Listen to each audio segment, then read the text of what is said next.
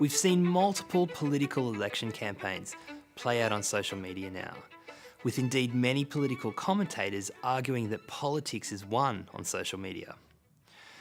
But how do politicians use social media?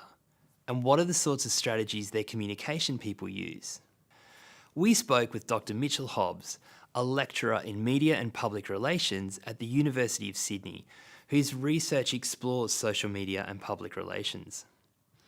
Mitchell was also one of the key communication staffers for the ex-Australian Prime Minister, Julia Gillard, and has a unique insider perspective on politics and social media.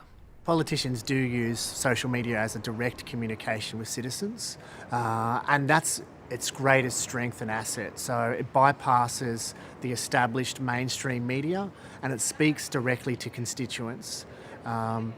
This is a concern sometimes to media scholars because good critical journalism is about fact-checking and calling out claims that can't be substantiated and identifying baseless spin and holding politicians to account. You know, they play that important role in our democracy about ensuring transparency and accountability. But sometimes the media can also be biased. Sometimes the media can have a particular agenda that they push to serve particular commercial or political interests. It's not the norm, but it does happen. My research has sort of documented this in regards to the Murdoch press.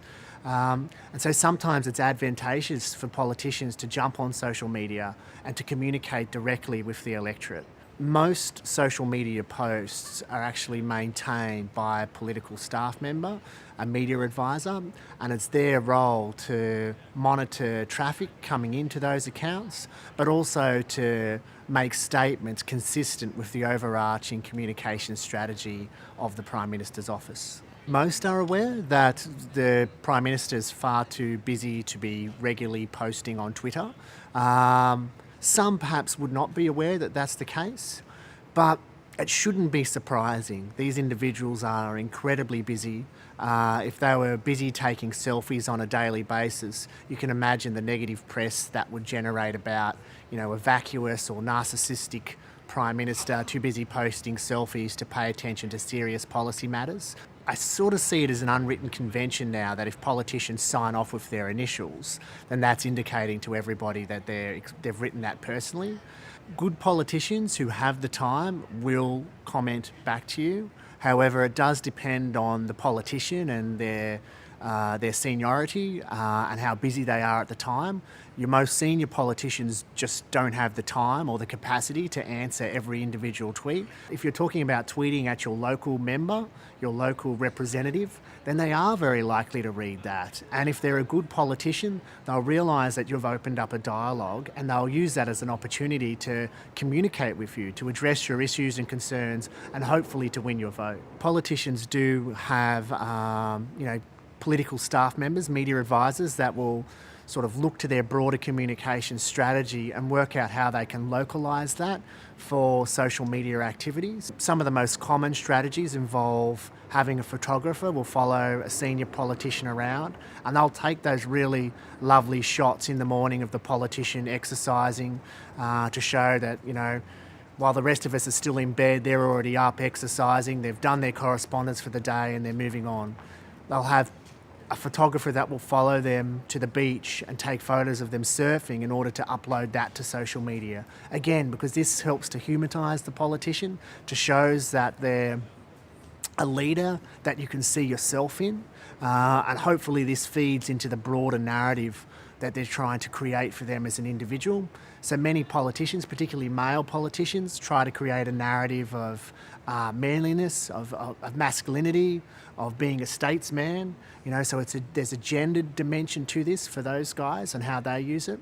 And so we've seen that in terms of Australian politics in recent years, where there've been lots of photos of our Prime Minister or former Prime Ministers surfing, and these feed up to their Instagram accounts and their Facebook accounts. Most of the excitement that builds on social media will be attached to a particular issue, to a particular hashtag, and some politicians are very good at identifying these sort of issues and campaigning on them in order to address them for the electorate. So they become the face or they become the vanguard of a broader social movement seeking perhaps same-sex marriage equality, or the prevention of a toxic waste dump in their local community, or whatever that issue happens to be. In terms of generally trying to build followers on Twitter and not sort of running a specific campaign on a particular issue, then the guiding principle is to try and be authentic, to be charismatic, and to be likeable. So that's about being genuine, it's about being interesting, and engaging with other key influencers that are connected to that social network in the hope that they also sign up to part of your brand, to part of your personality, and they retweet your stuff and again help you reach a much broader audience in order to build a bigger network. I think it will just become an increasingly normalised part of their media and comms strategy. So many of the politicians that are in Parliament today haven't grown up with the technology, but as generational change continues and younger politicians come through, they'll be more confident in this space, more confident to make their own posts when time permits, that reaffirms what they want to say to the electorate. In terms of the particular tactics we'll see, I think the playbook's already been written.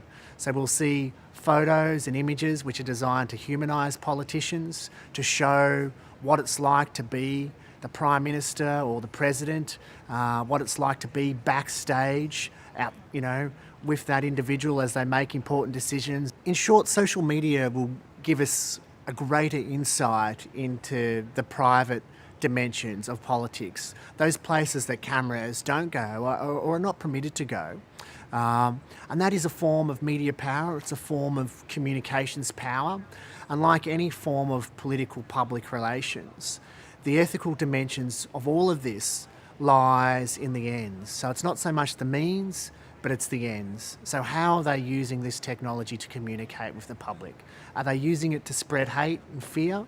Or are they using it to communicate genuine policy issues, or to connect more broadly with young people or people who perhaps might be alienated from politics? This is a great time to be alive because citizens have never had greater access to information, never had greater access to their elected representatives. So in terms of those democratic ideas about rational deliberation, about us thinking and being involved in the discussions that shape policy and ultimately shape our societies, social media contributes to all of this by facilitating those lines of communication.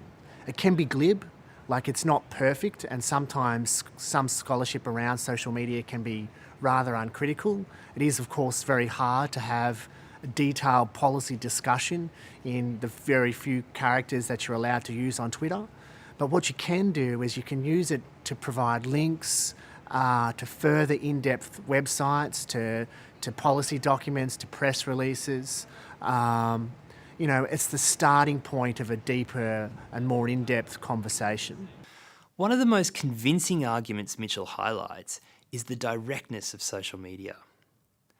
While we often think social media provides us with a direct channel to influential people, for example, celebrities or politicians, it's also a powerful medium for those individuals to directly communicate with their people.